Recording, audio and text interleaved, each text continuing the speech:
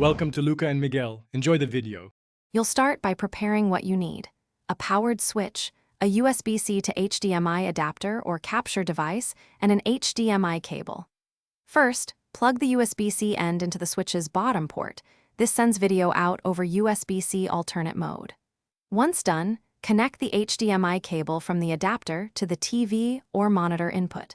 Make sure the TV input is selected. You do this now because active video routing must exist before we adjust display settings and audio. Next, configure the video and sound so the image is stable and latency is low.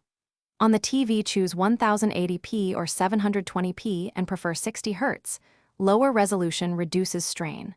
On the switch, go to System Settings, then TV Output, and set the resolution and match TV settings to the adapter. If you're using a capture device, install its drivers, open the Capture app, and select the switch as the input. Make sure audio output matches HDMI so sound plays through the display.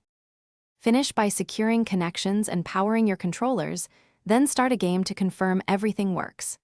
If the TV shows no signal, first try a different HDMI cable or port and reset the USB-C adapter. Adapters often cause failures. Also, restart the switch and any capture or adapter device and check for firmware updates for the adapter or capture card.